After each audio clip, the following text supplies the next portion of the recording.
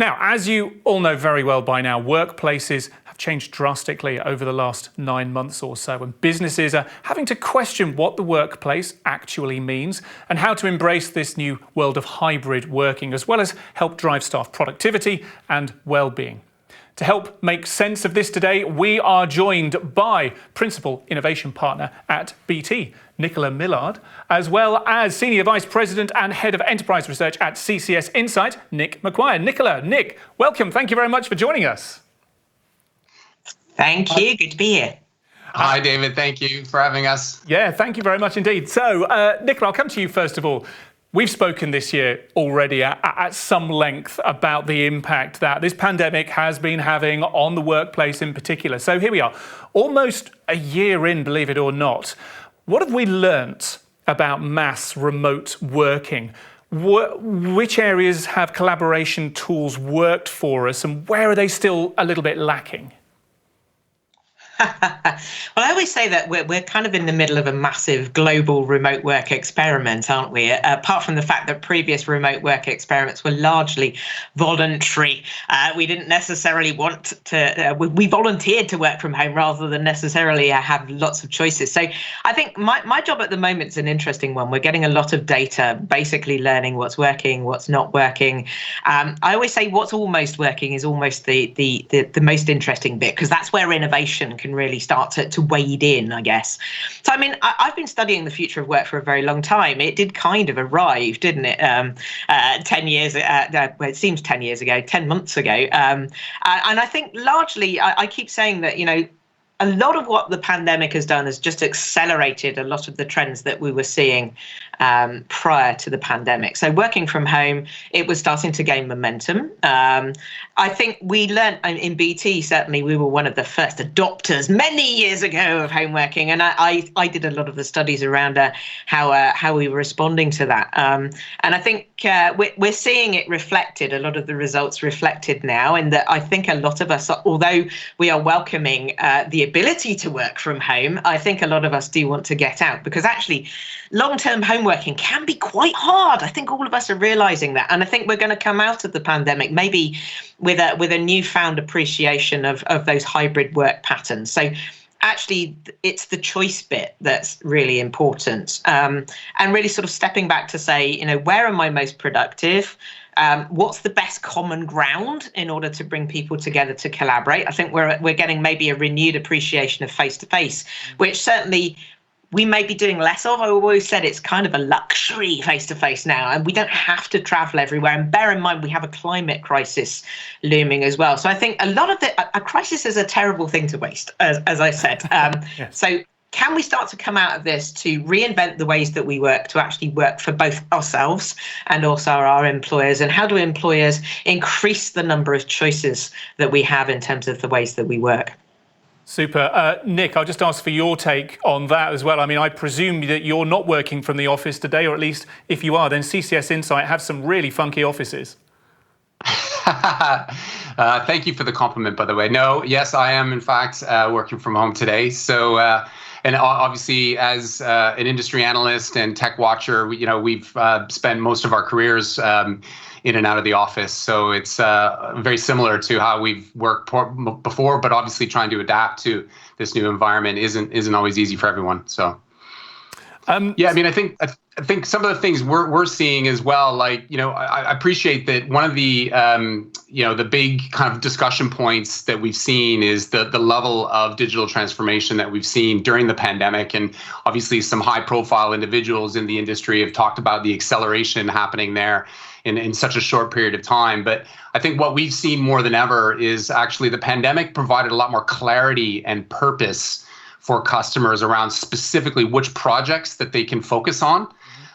In this sense, it was actually more about distress transformation than perhaps pure digital transformation, because we saw obviously technologies like remote collaboration, desktop virtualization accelerate. Obviously, the contact center, which Georgina highlighted, huge change going on there. And anything around the customer, right? Because we saw such a tremendous amount of change happening in not only the shift to remote operations, but also the customer demand as well. So it's really the priority around looking at technologies that kind of deliver quick transformational value for companies. And that business value piece, getting to that business value piece was really much in focus, because companies can't really afford, from a budget or even from a cost perspective, to wait 6 months before the technology that they look at to invest in delivers value. So that for us was one of the big changes. Yeah. In terms of that reliance on technology, Nicola, obviously we have been reliant on technology to a certain extent, as we've all been remote working over the last year or so. But at what point is technology by itself not the answer? When do we start to lean too heavily on technology and maybe start to lose out on some of the other kind of real collaboration and creativity skills that collaboration enables? Hey, you're talking to a psychologist, so I'm gonna say always that the most disruptive part of innovation isn't the technology, it's us. But I've also said that it's almost the perfect time to have a pandemic, if that's such a thing, because it's the technologies that have enabled us to really rethink the ways that we work. So that sort of confluence of cloud technologies, video conferencing technologies, collaboration technologies, broadband, Wi-Fi, 4G, 5G, they've all come together and kind of into a sort of immense digital fabric that enables us to really work in different ways. Now, that also means we have to rethink culture. So technology has absolutely accelerated things. I mean, a lot of people have said between 5 and 7 years of digital transformation in the past 8 months. That's amazing. But culture tends to lag a little bit. So I think it's not so much there's too much technology, although I think there's probably too many collaboration tools out there, and that can be a problem because they don't necessarily talk to each other. I think we also need to think about how we're using those tools. So certainly the research that we've been doing around emerging behaviours has shown that within teams, communication and collaboration has gone up, not down. So we're sending more email to each other. We are most certainly having more meetings. We may have noticed this. The good news is those meetings are shorter, but the bad news is we tend to stack our diaries in those 30-minute and 60-minute chunks, so that we end up with no time to stretch, take break, go to the toilet, have a cup of coffee, and that's not healthy. And in fact, if you pull that back and say, am I being productive on those death by meeting days? Probably not. Now, that is not a problem with the technology. That's a problem that we've taken this analog concept of meetings and we've lifted and shifted them into the digital world. And because now, they're frictionless meetings now, we don't have to book meeting rooms or travel to them. There is a temptation to just have a meeting rather than, if you look at, say, organizations that were remote prior to the pandemic, a lot of their work was done asynchronously. So using, chat and shared spaces and jams to actually, work on ideas and be creative. And then at the point at which it's good to have a conversation, they then went for the synchronous meeting. So I think one of the things that we do need to think about culturally is the meeting the most productive way of working digitally? And then in terms of collaboration, the thing I would observe is that most people think collaboration is a good thing, but it does not happen by magic. And I think another thing that the pandemic has really shone a light on is the importance of leadership. And I think leadership's got a lot harder during the pandemic, but it's really important to get right because it's leaders that create the purpose for collaboration. They create the common ground for collaboration. But it's because the digital workspace is quite formalized, leaders have to work very hard in terms of, getting people together, creating that purpose, creating that impetus. It's a different set of leadership skills that are required, I think, isn't it? When you're managing remotely to, walking around in an office and being able to, speak face to face and an eyeball with your workforce. Nicola, I just want to come back to our poll. We've been asking our viewers which of the following technologies your business will be planning to invest in over the next 5 years to support your future workplace.